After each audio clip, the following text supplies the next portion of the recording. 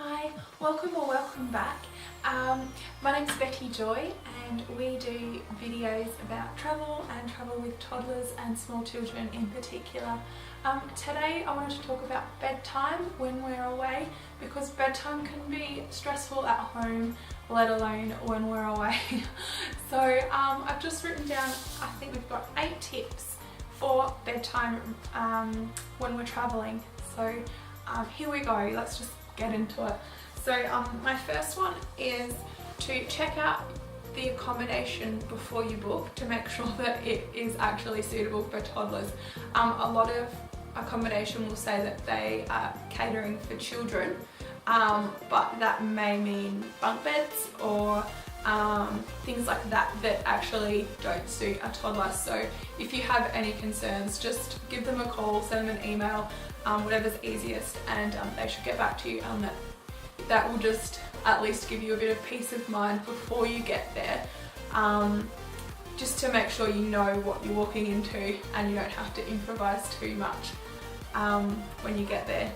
So that's my number 1 tip. My next tip is when you arrive at your accommodation, let your child know where they're going to sleep. So just take them into the room and talk about how they're going to sleep, maybe practice laying down or anything like that that's going to help with sleeping. So, or like with when it comes to bedtime, so that there's no shocks or surprises for the child and you know that it's going to work and be comfortable for them when we actually get to that time of night when you don't want to be moving things around. So my third tip is, particularly on the first night, make sure that the child has a decent bedtime, whether that's a little bit later than usual, but that definitely helps so that they're not overtired and having meltdowns or getting really hyper, because I don't know about you, but for us it's like either one or the other, really hyper or really not having a great time. So decent bedtime, and actually that it may mean you miss out on things that night, but you'll thank yourself the next day when you don't have a screaming child walking around a museum or doing something that is meant to be fun. So the 4th tip I have for you is to try and stick to your usual bedtime routine that you would have at home. If you usually stay in their bedroom with them, or if you normally leave, whatever you decide to do, then just stick to that. I'm not here to say how to put your kid to bed. It's literally just on holidays or vacation, or when you're at somebody else's house, it can be tricky to get them to sleep. So if you try and stick to what you usually do, hopefully the child will be used to that as well. The 5th tip I have for you is have some quiet time or some downtime with your child in the bedroom space before it's like the lights out kind of sleeping time. Just to have a chat, talk about some memories from the day, or go over any concerns that they might have, or things like that that can just help take those out of the child's mind so that they can rest more easily. They're not continually thinking about those things. They've been able to debrief that day and talk about some things that might have happened or that kind of thing. So that can be really helpful in getting them to sleep.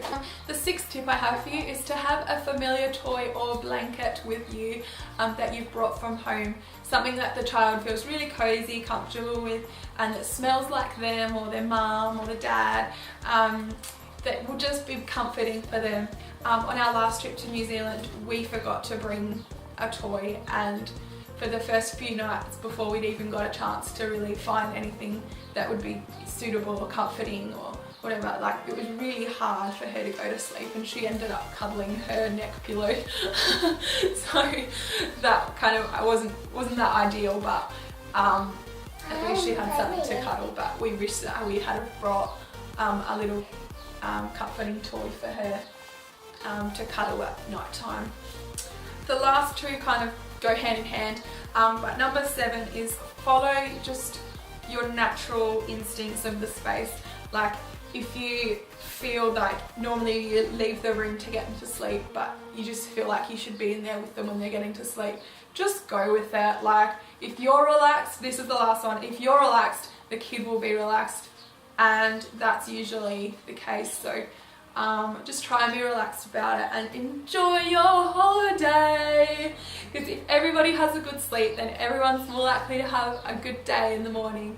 So they are my 8 tips for sleeping or bedtime when you're away or on holidays or in another location that's not your normal kids location. Show the camera. Got goggles on. So if you enjoyed this, please like the video and subscribe to our channel to see more like this. And if you've got any other tips for bedtime routines, please leave them in the comments. And yeah, thank you. Enjoy. See ya.